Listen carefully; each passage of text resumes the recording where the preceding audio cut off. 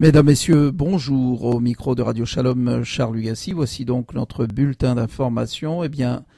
Un des anciens directeurs du CUSM, recherché en vertu d'un mandat d'arrestation, s'est rendu au policier de la Sûreté du Québec. Yanaï Elbaz s'est présenté au quartier général de la rue Partenay, où il a été mis en état d'arrestation. Plus tôt, des mandats d'arrestation avaient été émis contre lui et son ancien grand patron Arthur Porter et l'ex-patron de SNC-Lavalin Pierre Duhem pour fraude envers le gouvernement, dont le versement de 22,5 millions de dollars en commission secrète pour l'obtention du contrat de construction du nouvel hôpital. L'unité permanente anticorruption, l'UPAC, a fait savoir que le dépôt de 24 chefs d'accusation a été autorisé par la couronne à l'endroit du Dr Porter, de messieurs Elbaz et Duhem, de même qu'aux dépens de l'ancien vice-président de la division construction de SNC-Lavalin, Riyad Ben Aissa, et du dirigeant d'une compagnie bidon basée aux Bahamas, Sierra Asset Management, de Jeremy Morris. Selon les documents de cour obtenus par le Journal de Montréal, les 5 hommes sont inculpés d'avoir comploté ensemble entre le 16 octobre 2008 et le 31 août 2011 à Montréal et à l'étranger dans le but de commettre des fraudes envers le gouvernement.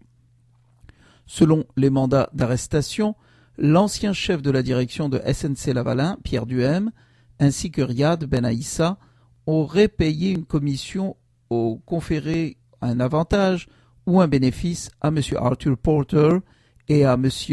Yanaï Elbaz dans le but d'obtenir le contrat du méga chantier de 1,3 milliard de dollars.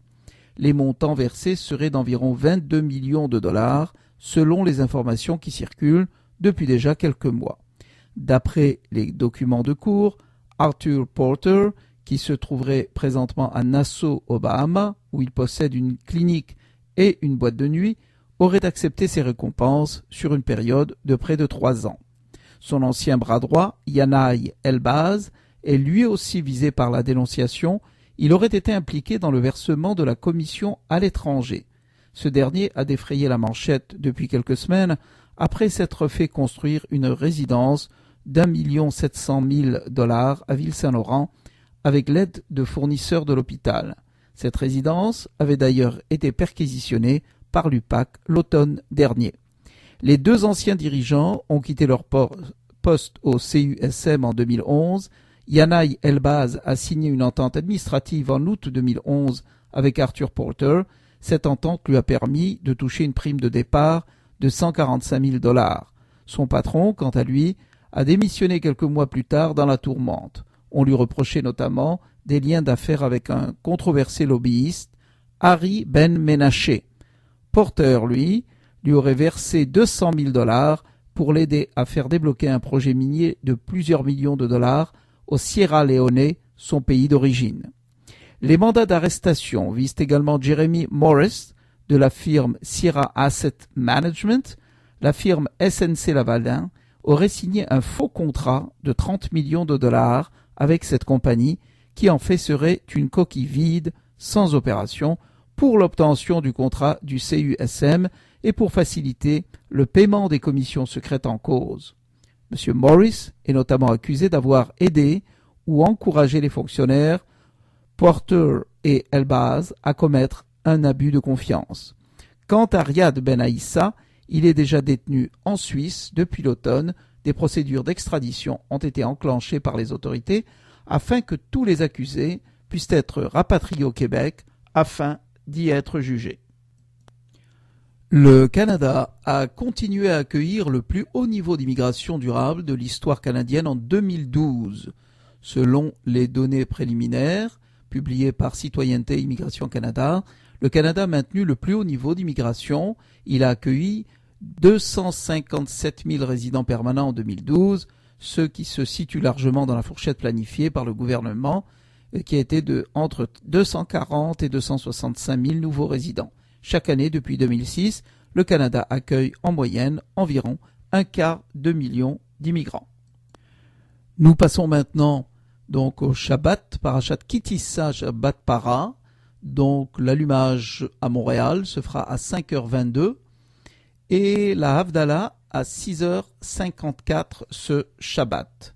Alors ce Shabbat est Shabbat Para, c'est le Shabbat qui suit Purim. On sort donc de l'Arche Sainte, du Heichal, 2 rouleaux de la Torah.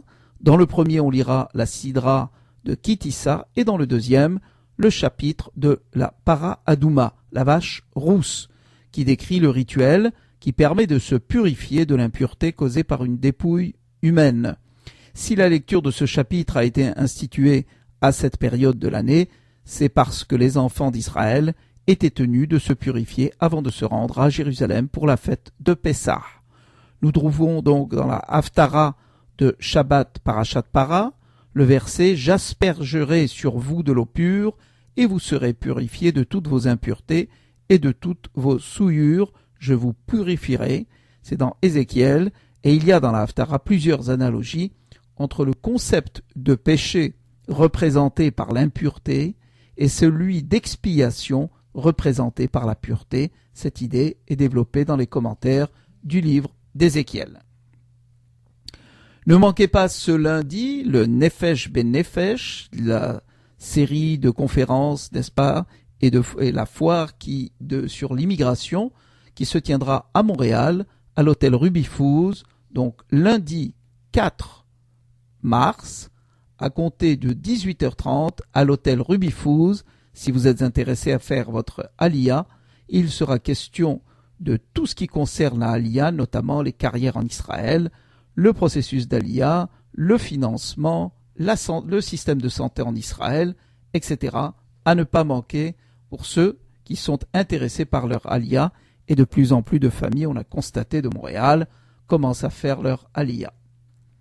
Également à ne pas manquer, important, la caisse d'urgence et de Tzedaka Bet Yosef organise son 10e gala le dimanche 10 mars à compter de 18h30 au salon Chagall. C'est organisé donc cette caisse pour les familles qui sont dans le besoin et c'est l'occasion pour contribuer. La soirée sera animée par messieurs Saadia El Haddad et Robert Krief et le président en sera monsieur Yuval Abenaïm. Nous terminons donc sur quelques halachot du Rav Atlan. Eh bien, il est question donc de se préparer pour Pessah. Beaucoup de personnes parlent de ce que sont les kitniot. Donc, dans beaucoup de keilot, de communautés, adoptent pour Pessah la coutume de s'abstenir de consommer des légumineuses, c'est-à-dire le riz, les pois chiches, etc. Donc, dans d'autres keilot, on n'a pas cette tradition, mais il faut soigneusement trier les légumineuses 3 fois avant Pessah pour s'assurer qu'aucun grain de blé ou de céréales n'y soit mêlé. Il est interdit pour un ashkénaze de consommer des kitniot. Il est permis pour toutes les kehilot de laisser à la maison les légumes secs ainsi que les kitniot pendant Pessah. Même pour ceux qui ne les consomment pas, il n'est pas nécessaire de les vendre. Certains pensent que les fèves vertes, les petits pois verts, les châtaignes rentrent dans cette catégorie de légumes secs. Semble-t-il, ce n'est qu'une erreur et une fantaisie, car ce sont des légumes comme tous les autres. Si dans un couple, l'un mange des légumineuses et l'autre pas, eh bien on ira, dit le Rav Atlan, selon les coutumes du mari, et il est conseillé de faire Atarat Nedarim, annulation des vœux, pour sa femme. C'est là-dessus que nous vous souhaitons un Shabbat Shalom et à la semaine prochaine, au plaisir de vous diffuser de nouveau un bulletin. Ici, Charles Lugassi pour Radio Shalom à Montréal.